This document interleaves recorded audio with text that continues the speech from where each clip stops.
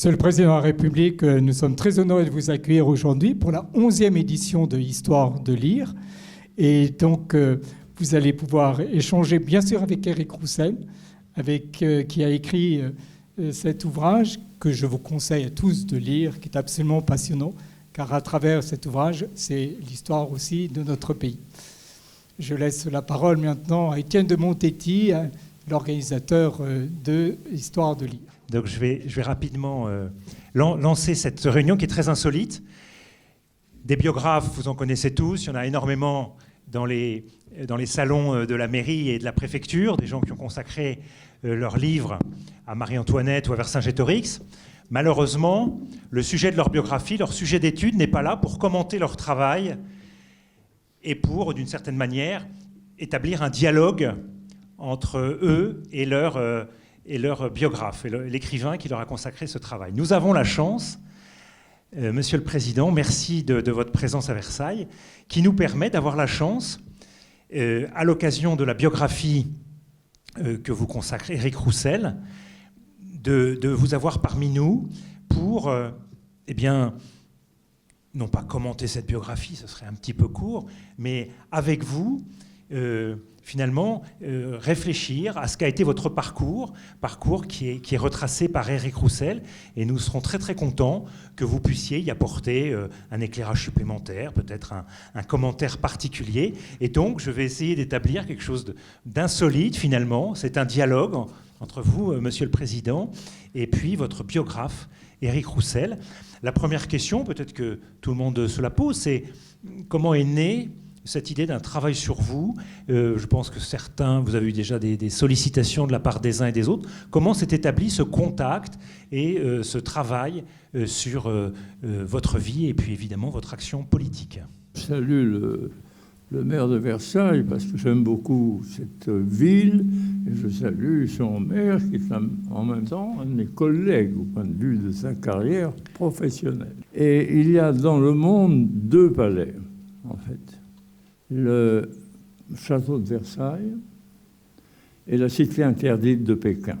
Ce sont les deux seuls palais du monde qui aient cette dimension, cette évocation, cette puissance. Et chaque fois que je vais à Pékin, je pense à Versailles. Et chaque fois que je suis à Versailles, je me souviens de Pékin. Alors, la question, c'est, vous voulez savoir comment ce livre est né? La genèse et l'envie que vous avez eue qu'un biographe comme Éric... Il faut se tourner vers M. Roussel, parce que moi, j'y suis plus rien.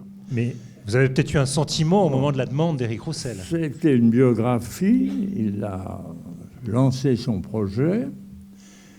Je lui ai dit que je ne participerai pas, que je n'allais pas écrire sur moi, soit pour faire mon éloge, soit pour accepter les critiques, je n'écrirai pas. Mais je lui donnerai toutes les sources de renseignements et d'informations disponibles. Alors en particulier, lorsque j'étais président de la République, j'avais fait faire une réforme sur les archives présidentielles. Jusqu'à cette époque, c'est-à-dire les années 70, les archives présidentielles appartenaient au président lui-même ou à ses héritiers. Et c'est pour ça qu'on retrouvait chez les antiquaires, dans des ventes, des lettres de Pompidou, du général de Gaulle, de Poincaré, etc.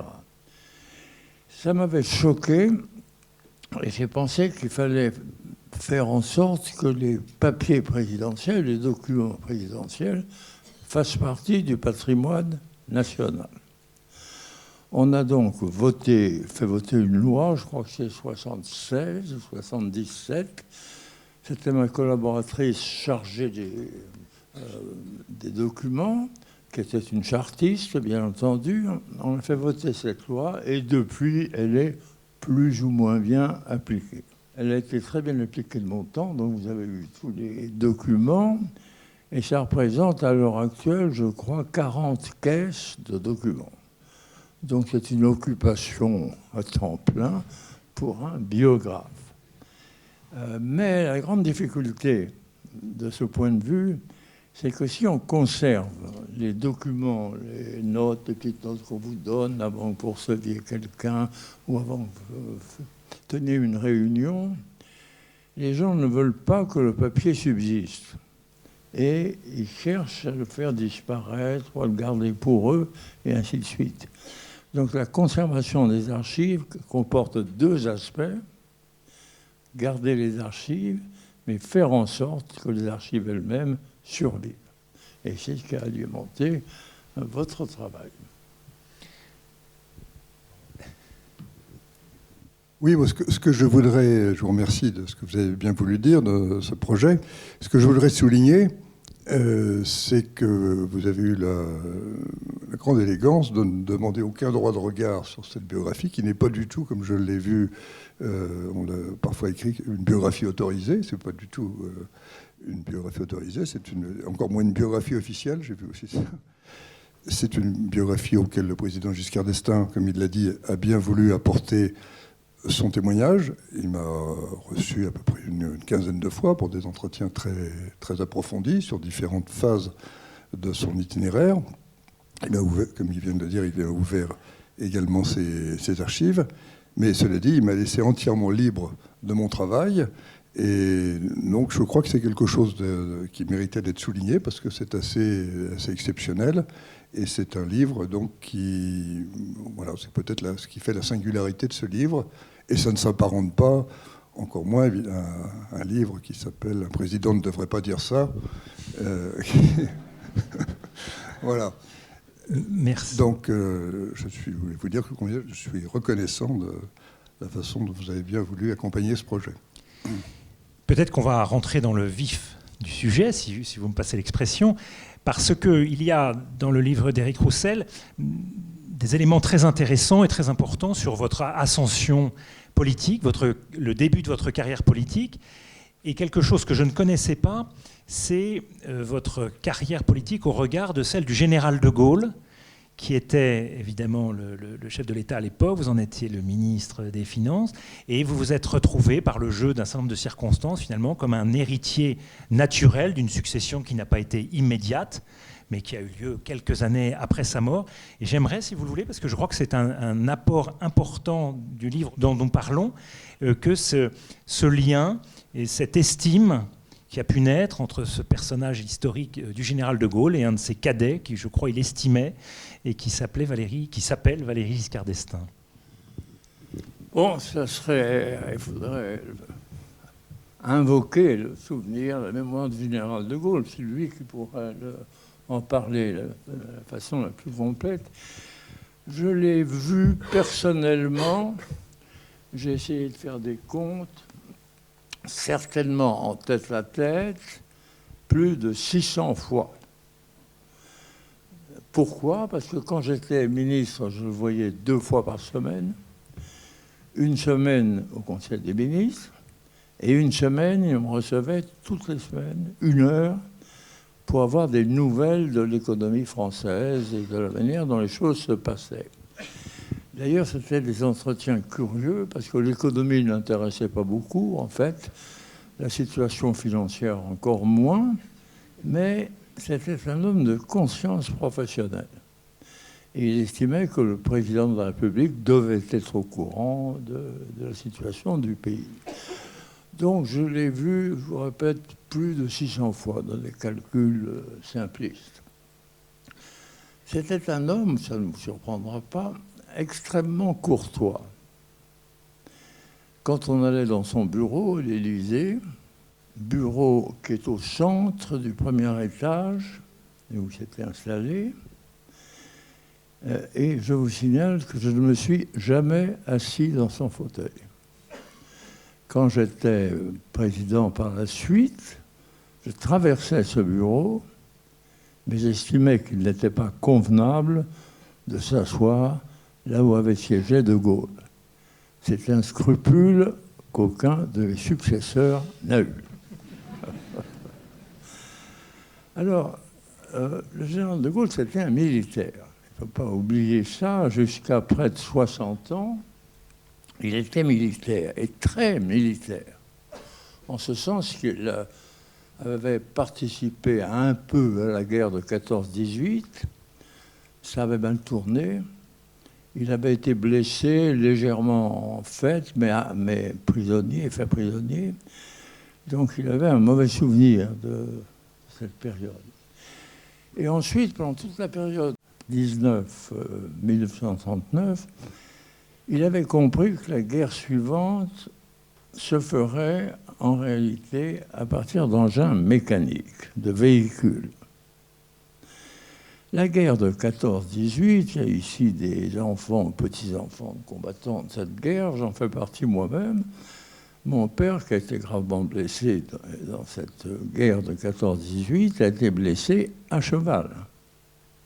Les unités d'artillerie de l'armée française se déplaçaient tirées par des chevaux à l'époque.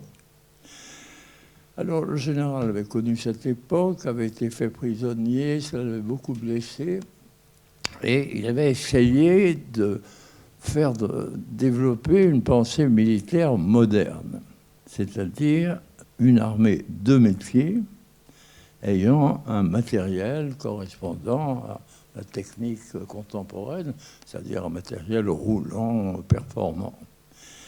Il n'a jamais pu obtenir une réponse positive. Il était dans des positions de commandement, il était colonel, parce que jusqu'en 1939, il était colonel. Il a écrit des livres qui doivent être dans les bibliothèques, j'imagine, toujours, et des livres très, très brillants sur ce que devrait être la fonction militaire. Quand je le voyais, il me recevait, d'abord il faisait une chose que beaucoup de gens ne font plus, quand il recevait quelqu'un, qui que ce soit, et qu'on sortait de son bureau, il vous accompagnait jusqu'à la porte, ouvrait la porte et la fermait derrière vous. Quel que soit votre rang, votre fonction, votre importance. Et les entretiens avec lui se divisaient en deux parties. Un compte rendu de la situation économique et financière de la France que je lui faisais, et ensuite une demi-heure de réflexion que De Gaulle faisait pour lui-même, mais il aimait bien tester ses réflexions, ses vues sur ses auditeurs. Et donc quand il recevait quelqu'un, il développait le thème qui était son thème du moment, en politique intérieure ou en politique extérieure. C'est d'ailleurs ce que Perfit a écrit un livre sur les entretiens de De Gaulle, a raconté avec beaucoup d'exactitude. Et est-ce que vous avez eu le sentiment d'avoir en face de vous quelqu'un qui vous observait comme un futur successeur? Alors, je vais vous faire une réponse très précise. Je n'en sais rien. Parce qu'il y avait du oui, mais c'était ambigu. Par exemple, Madame de Gaulle a invité mon épouse à venir visiter l'appartement privé.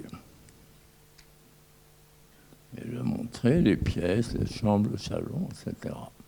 Qui était bien l'idée d'une certaine possible destination. Et le général de Gaulle, à plusieurs reprises, a employé une expression, je ne sais pas si vous la citez dans votre livre, où il dit « pour des hommes comme vous et moi ». Qu'est-ce qu'il voulait dire exactement? Des hommes qui ont les mêmes croyances, une origine familiale ou éventuellement la même fonction. Et vous-même, est-ce que vous vous souvenez du jour où vous vous êtes dit que cette succession était imaginable? Vous étiez un tout jeune ministre, un tout jeune élu, et à un moment donné, vous avez brigué dans les circonstances qu'on sait, à la mort du président Pompidou, la présidence de la République. Est-ce que cette idée vous était venue bien avant? Non. Non, le poste qui me plaisait, en fait, n'était pas la présidence. C'était la maîtrise des finances publiques et de l'économie française. C'était ça qui m'intéressait, en fait. Et j'ai eu la chance de pouvoir le faire pendant une dizaine d'années, où j'ai été successivement ministre des Finances et de l'Économie, et donc où j'ai pu conduire l'évolution de l'économie française. Ça me passionnait. Les résultats étaient plutôt positifs, ce n'est pas à moi de les qualifier, mais enfin c'est une époque où on a atteint l'équilibre budgétaire, où on avait très peu d'endettement, et où on a réussi quand même à libéraliser la totalité des prix en France. Donc cette gestion était importante et absorbante. Et donc je n'avais pas du tout l'idée de rechercher une autre fonction. C'est celle-là qui me convenait. Et comme je ne prévoyais pas la disparition du président Pompidou, l'échéance présidentielle était très loin. Parce que le président Pompidou donc, a été élu en 1969, il a disparu en 1974, il n'avait fait que, donc, que les 2/3 de son mandat, et il était décidé à se représenter, et tout indiquait qu'il serait réélu. Donc l'échéance présidentielle suivante était assez loin, elle était aux alentours de 10 ans, et il n'y avait pas lieu de s'en occuper ou de s'en préoccuper. Donc je n'ai pas fait, ou je n'ai pas suivi un parcours visant la présidence de la République. Oui, moi, je voudrais revenir sur le moment où vous êtes accédé à la présidence de la République. Donc vous êtes élu en 1974, après la mort de Georges Pompidou, à la suite d'un climat, disons, un peu de guerre de succession à l'intérieur de la droite. Et vous êtes élu, quand vous êtes élu, vous avez l'image d'un homme de droite libérale, mais enfin d'un homme plutôt se rattachant plutôt à la droite des indépendants, de la famille des indépendants. Or, dès l'été 1974, vous allez mettre en œuvre un programme de grands changements, de grandes réformes, qui n'avait pas d'ailleurs beaucoup de précédents depuis la libération. C'est évidemment surtout des réformes, essentiellement des réformes de société, la loi sur l'IVG, l'abaissement de la majorité à 18 ans, la réforme de la saisine du Conseil constitutionnel, etc. Enfin, il y a eu tout un train de mesures qui ont, au fond, surpris finalement une partie de votre électorat, bien que vous ayez annoncé ces réformes au cours de cette campagne. Donc, et à partir de là, on a parlé d'une sorte d'énigme constituée par votre personne et par votre projet. Est-ce que vous pourriez revenir, essayer d'élucider ce point pour nos auditeurs ? Donc la France était gouvernée par De Gaulle et les premiers ministres. Le général De Gaulle était l'auteur, pas l'auteur direct, mais enfin l'inspirateur de la Constitution. La Constitution qui existe toujours, mais qu'on n'applique plus de la même manière, en fait, était une Constitution dans laquelle il y avait un chef d'État qui surveillait le parcours à long terme, en somme, de la France, son évolution, ses difficultés. Et puis il y avait chargé de la politique économique et sociale un gouvernement dirigé par un Premier ministre responsable devant le Parlement. Donc c'est une situation assez différente de ce à quoi on a abouti dans la période contemporaine, où le pouvoir a été peu à peu glissé, saisi, etc., dans les mains présidentielles. Quand j'ai été élu, je connaissais cette situation, bien entendu, et comme vous l'avez dit tout à l'heure, j'ai été élu par une partie à la fois moderne et libérale de la société française, et qui ne s'attendait pas, ou qui ne prévoyait pas beaucoup de réformes. Moi, je savais que la France avait besoin d'être réformée et qu'elle avait un besoin historique. Ce n'est pas la réforme pour gagner des élections, pour se faire bien voir, pour avoir une biographie talentueuse. Non, je sentais que la France en avait besoin. Et j'avais une formule que j'ai utilisée à l'époque, peut-être les plus anciens d'entre vous s'en souviendront, c'était le changement dans la continuité. C'est-à-dire qu'on gardait l'identité française, on n'oubliait pas l'histoire superbe et très, très riche de notre pays, mais on faisait les changements nécessaires pour être adapté à l'époque actuelle. Et on était en retard sur un certain nombre de points. On était très en retard sur le statut des femmes, le problème de l'avortement d'une part, mais le statut des femmes en général. Elles ne pouvaient pas gérer leur patrimoine, elles n'avaient très peu accès aux facilités des banques, elles devaient rendre compte de toutes les opérations financières du ménage, et ainsi de suite. Les jeunes ne votaient pas jusqu'à 21 ans et étaient en dehors de la vie politique et sociale. Et puis il y avait un groupe dont on ne parle plus à l'heure actuelle, qui me préoccupait beaucoup, c'était les personnes âgées. On appelait personnes âgées parce que le vieillissement de la population s'est amplifié, comme vous savez. Je dirais les gens, les hommes et femmes de plus de 70 ans, à peu près, qui étaient dans une situation de détresse profonde, qui avaient du mal à vivre ou à survivre. Donc c'était des groupes qui posaient en fait des problèmes. Et je pensais qu'un président de la République qui donne les impulsions devait marquer fortement quelques directions.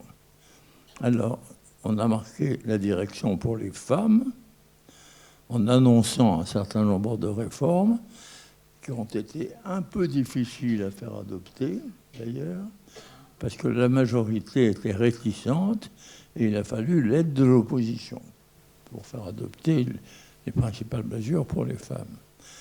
J'ai fait voter tout de suite l'abaissement de l'âge légal de 21 à 18 ans, et la démagogie est telle qu'au Parlement, on a dit non, 18 ans, c'est encore insuffisant, on devrait mettre 16 ans. Je dis, arrêtez, on baisse. Et on a baissé de 21 à 18, mais dans toutes les élections depuis, les majorités ont été faites ou défaites par des jeunes de 19 ans, 20 ans, et ainsi de suite. Et puis, j'ai voulu traiter le problème des personnes âgées et des handicapés. Alors, c'est là que les commentateurs, je ne sais pas si vous le faites dans votre livre, disent que je me suis écarté de la voie conservatrice et libérale. Pas du tout. J'ai traité ces problèmes à partir de mes convictions et de ma façon de faire. Alors, pour les personnes âgées, c'était relativement simple parce qu'on leur versait une allocation à partir d'un certain âge et pour un certain montant qui était manifestement trop faible. Et il y avait une grande partie de la population âgée française qui vivait très proche de la misère. On a rectifié ces chiffres, augmenté le niveau assez sensiblement, et vous remarquerez une chose très curieuse, on n'en parle plus jamais depuis. Donc on avait traité à peu près de façon juste le problème. Et puis l'année suivante, qui était donc 75, on a voté la première loi, parce qu'il n'y en avait aucune, sur les handicaps.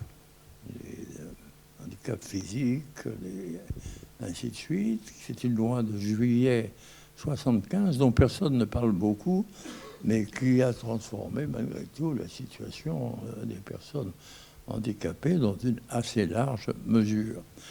Donc vous voyez, on peut parfaitement être historiquement dans une ligne continue par rapport à l'identité française, la culture française, etc., et en même temps traiter les problèmes contemporains.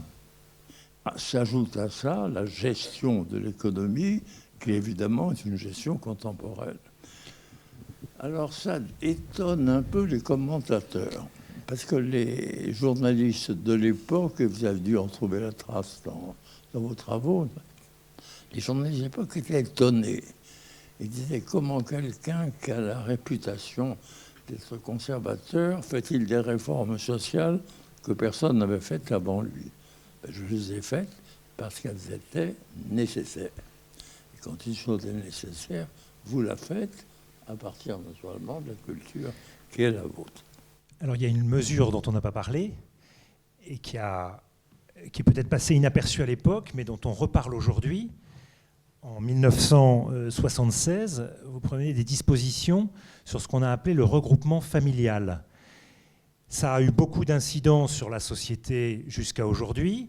Peut-être qu'à l'époque, c'était quelque chose qui a été fait sans peut-être le retentissement ou les discussions qui ont pu, par exemple, accompagner le débat autour de l'IVG. Mais c'est aujourd'hui quelque chose qui laisse beaucoup de Français perplexes, l'origine de cette mesure et puis les conséquences qui ont été les siennes. Est-ce que vous vous souvenez de ce moment où cette décision a été prise et est-ce que les conséquences, c'est-à-dire le passage d'une immigration de travail à une immigration de peuplement, est-ce que tout ceci avait été envisagé? Alors, ça tombe bien que vous me posiez cette question à Versailles.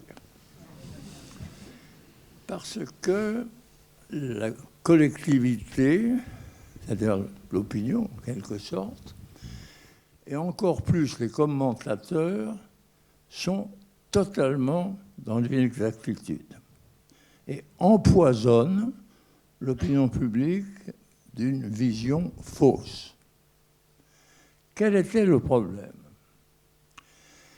La France avait, au point de vue de l'accès sur son territoire, elle avait choisi ce qu'on appelle la citoyenneté du sol, c'est-à-dire qu'on devenait français si on était en France. C'était d'ailleurs relativement récent parce qu'il faut savoir aussi que dans l'histoire française, c'est-à-dire l'histoire française, c'est l'histoire la plus longue des sociétés mondiales. La France a eu une dynastie qui a duré à peu près 9 siècles. Aucune dynastie chinoise a duré plus de 3 siècles. Donc nous avons pratiquement connu l'histoire la plus longue du monde. Et ça marque naturellement profondément les esprits. Et dans la culture française, contrairement à ce qu'on vous raconte parfois, le droit normal, c'était le droit du sang. C'est-à-dire, on était français si ses parents, père ou mère, étaient français. On a changé ce système dans les années 1880 à cause de la mobilisation. Parce qu'on s'est aperçu que les immigrés de l'époque, c'est-à-dire des voisins en réalité, les deux grandes immigrations en France avant 1900, ça a été l'immigration italienne et l'immigration polonaise, ce sont des immigrations européennes. Les jeunes de ces familles ne faisaient pas de service militaire et n'étaient pas mobilisables. Et comme on était en train de préparer une mobilisation générale, on a changé la loi et on a dit on devient français si on habite, si on a donc le droit du sol, ce qui est le cas actuel. Après la dernière guerre, donc 1945, il y a eu un mouvement d'immigration vers la France. Ce mouvement est venu uniquement de pays européens. Par exemple, il y a eu des populations très nombreuses venues du Portugal, toujours d'Italie, encore un peu d'Europe de l'Est, comme la Pologne et le voisinage, et aucunement d'Afrique. Pour une raison simple d'ailleurs, c'est que l'État d'Afrique avait un statut politique ou administratif propre et distinct du statut français. Donc, dans les années, quand j'étais au début, quand j'étais président, donc 76 à peu près, nous avions en France une population de travailleurs européens habitant la France qui n'avaient pas le droit de faire venir leur famille. Donc les Portugais en particulier, mais les autres, les Espagnols, les Polonais, etc., passaient des années entières avec leur famille dans leur pays d'origine. Et ils ont dit, nous aimerions que nos familles puissent nous rejoindre. On a fait en 1976 un décret sur ce sujet. Alors, le texte disait le suivant, c'est que l'étranger pouvait faire venir son épouse et ses enfants de moins de 18 ans, à condition qu'il soit lui-même justifié d'une année de résidence en France en situation régulière. Deuxièmement, qu'il dispose de ressources stables suffisantes pour subvenir aux besoins de sa famille. Troisièmement, que les conditions de logement qu'il compte assurer à sa famille sont adaptées.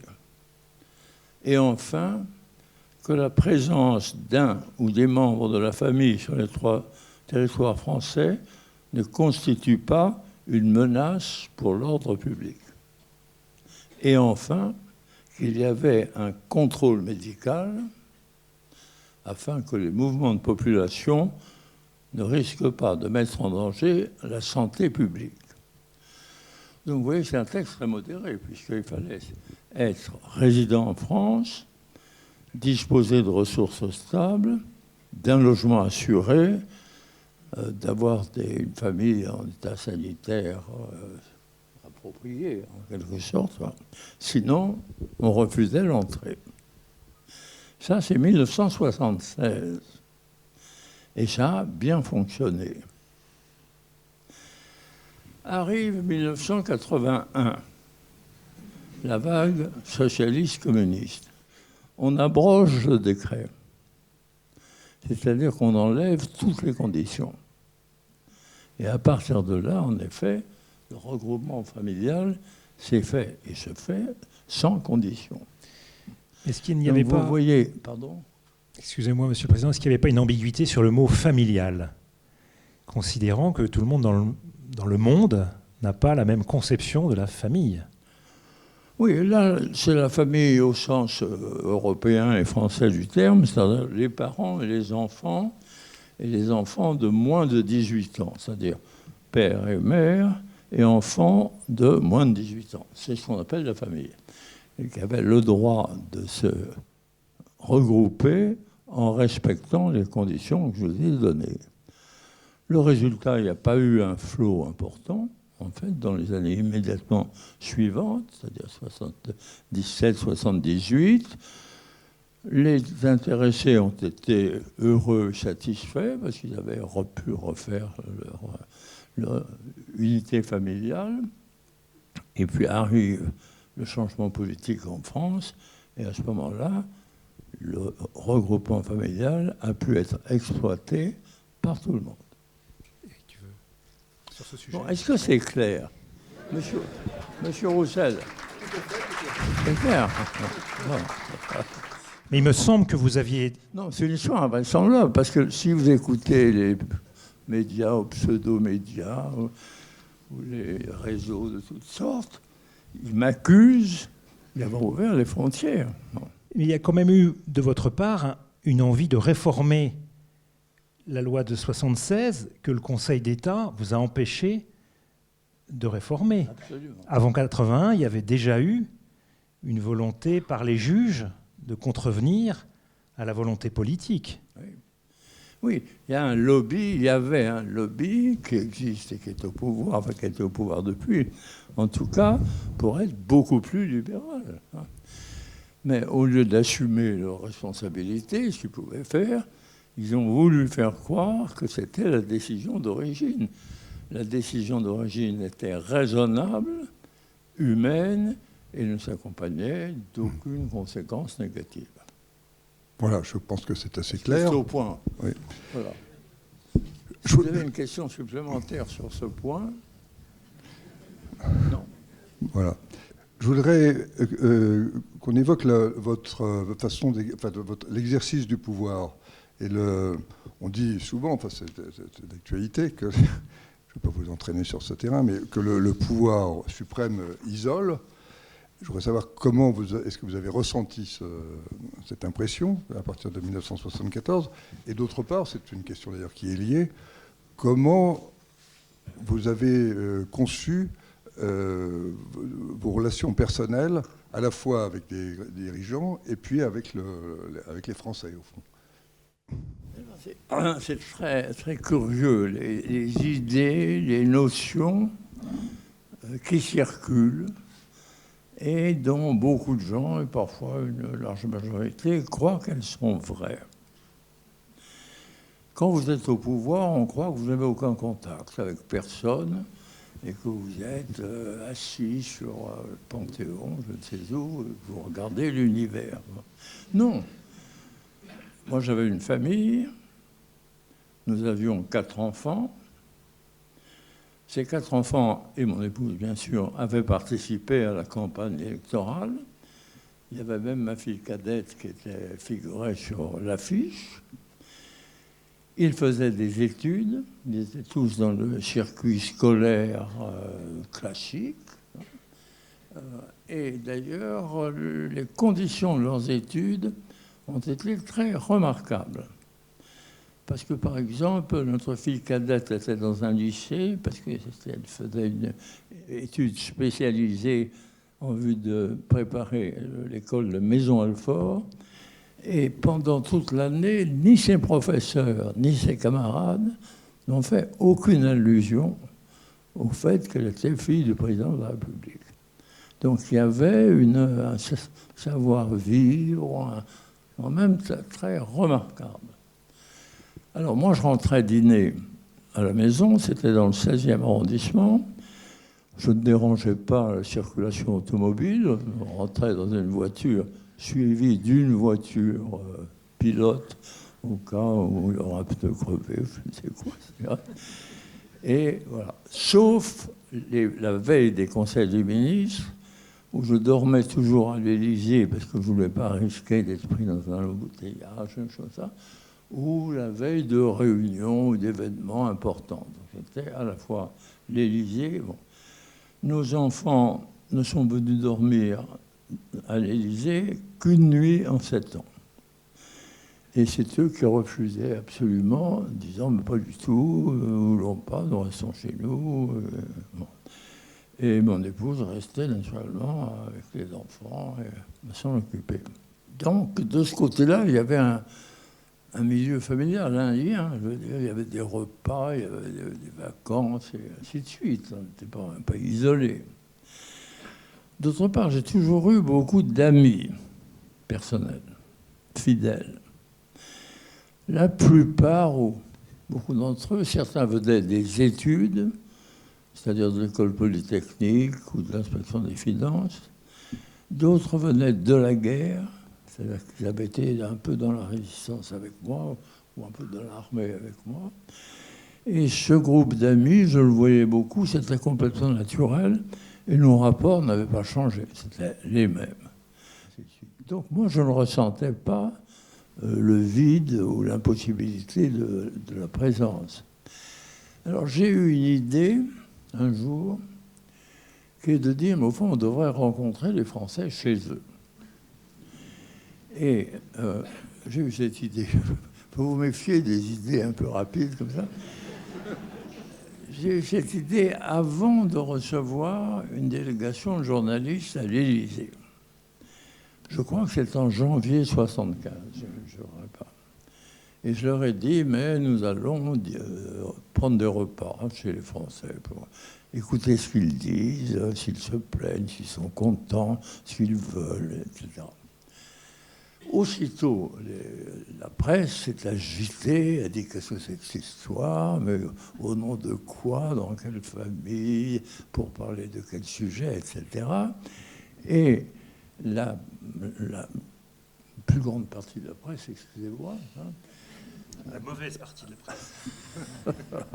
Enfin, peut-on dire, a harcelé les gens chez qui nous allions. C'est-à-dire que le lendemain, et ça m'a rappelé une histoire que De Gaulle m'avait racontée, De Gaulle avait fait à l'Élysée une réunion des chefs d'État africains de la zone d'influence française, enfin, puisqu'à l'époque, il y avait une communauté franco-africaine. Ils avaient réussi pour réunir pour une première manifestation, et il y avait eu un dîner à l'Élysée. Et De Gaulle m'a dit, quand ils sont sortis, les journalistes les attendaient. Et vous savez quelle est la première question qu'on leur a posée? Qu'est-ce qui n'a pas marché? C'est un état d'esprit.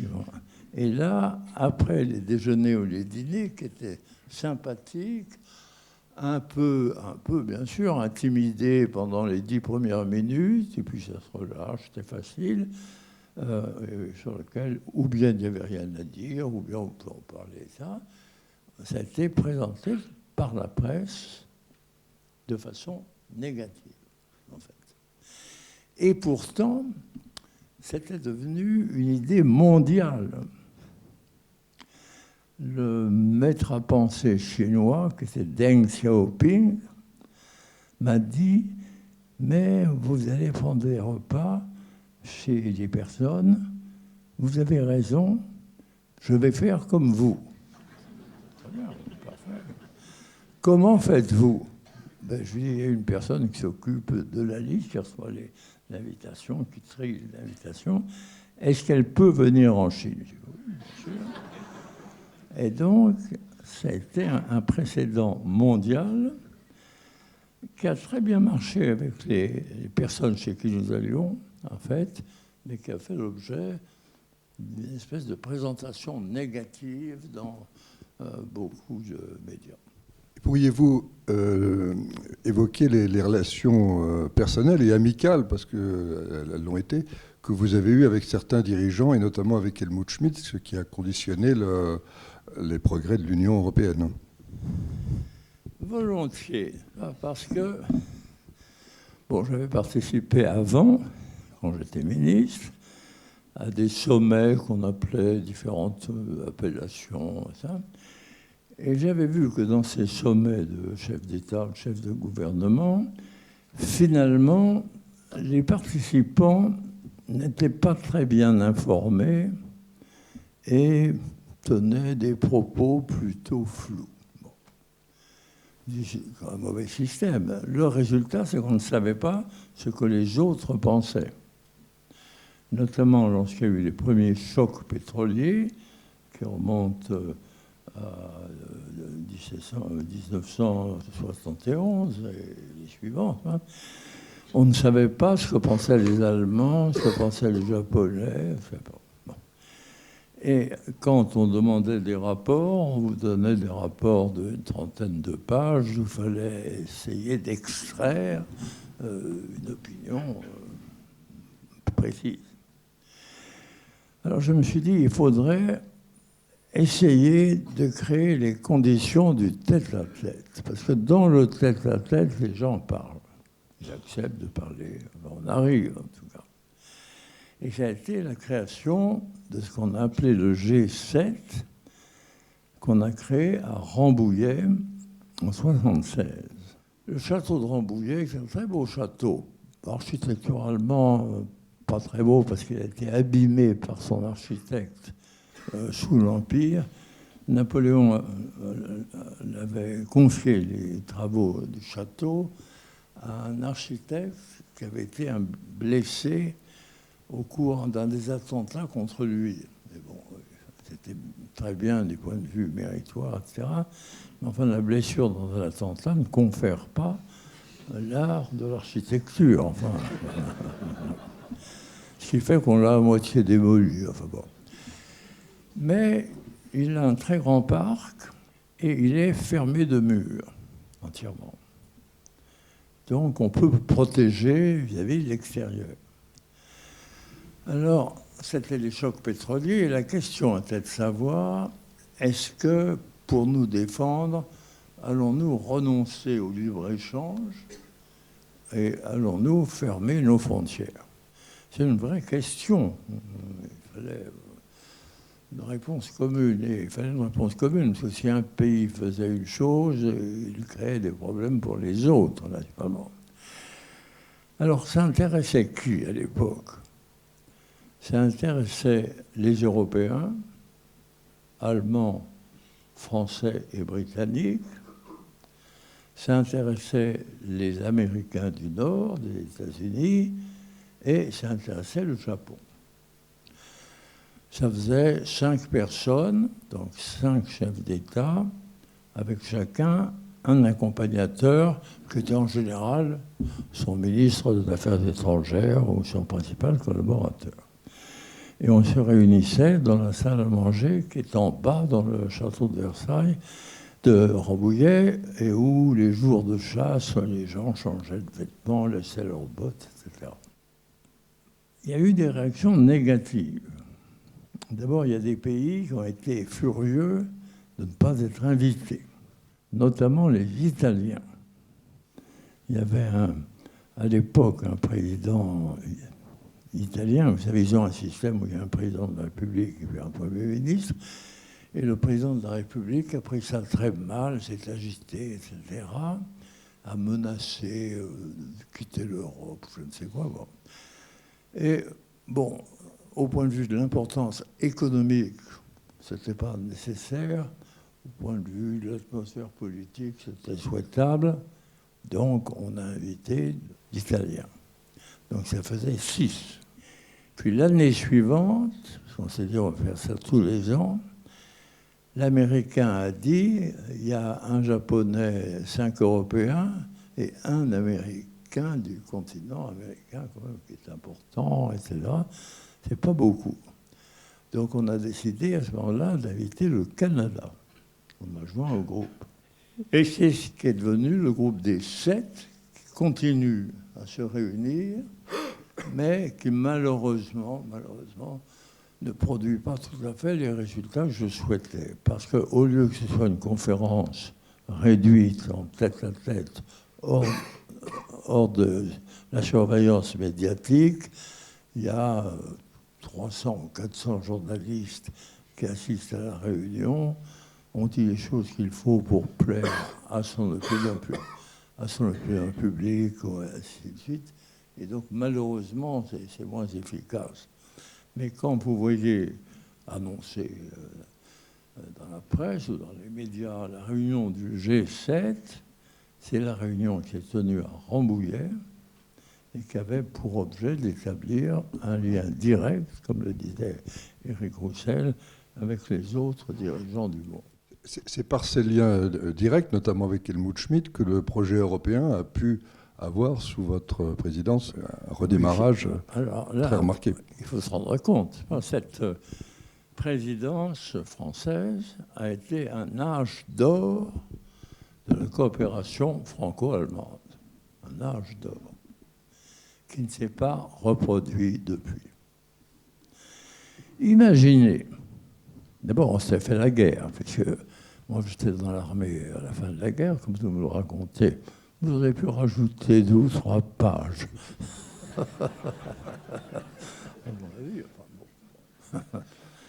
Mais ma première activité militaire consistait à tirer des coups de canon sur les villages allemands.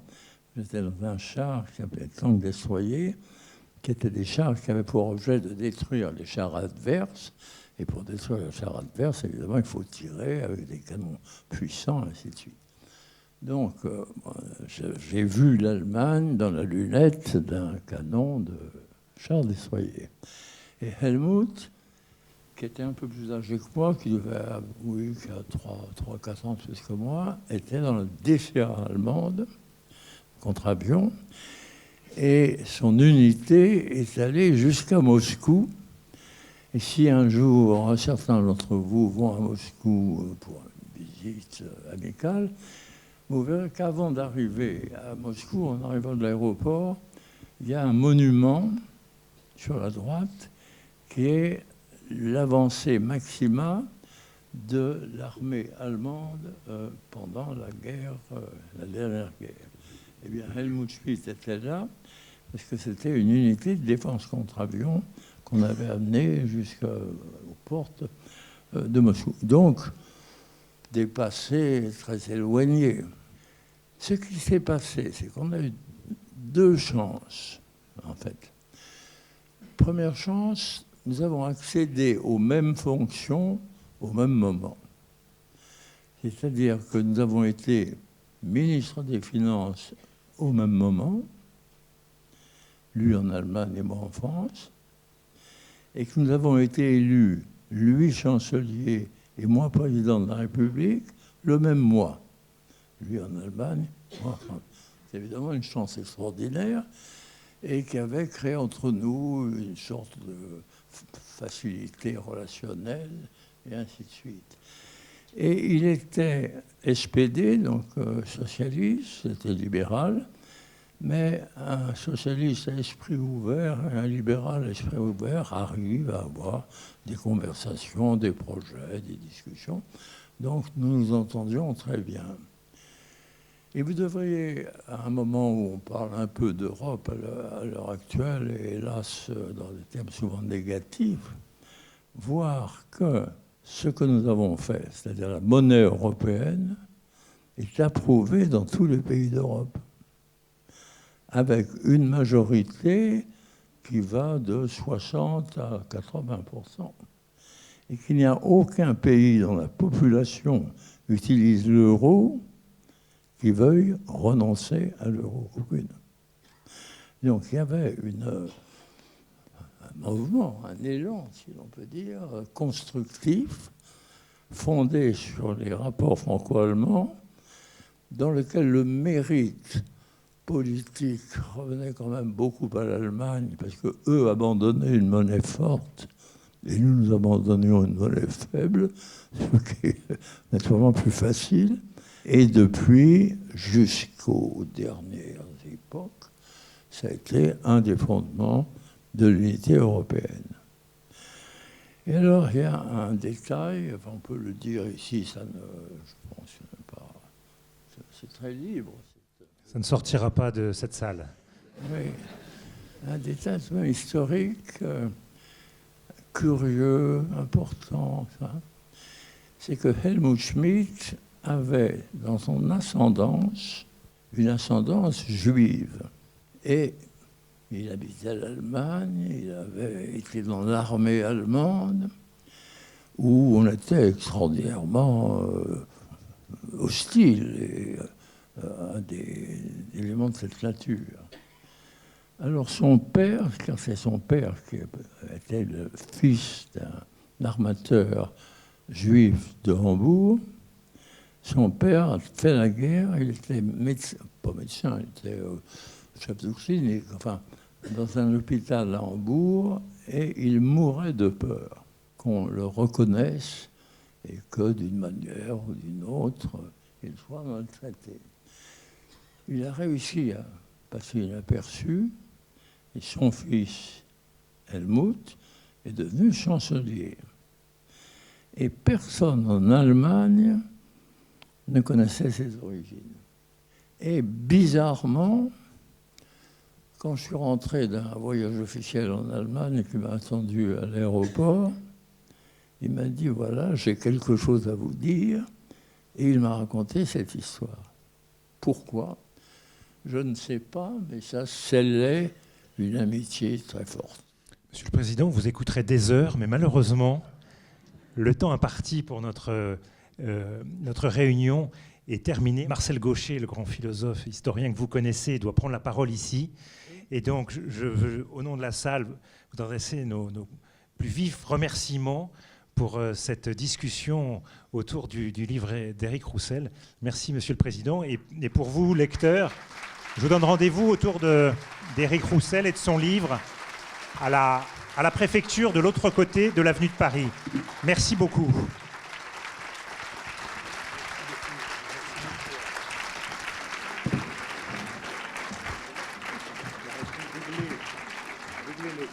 Il faut applaudir Éric Roussel.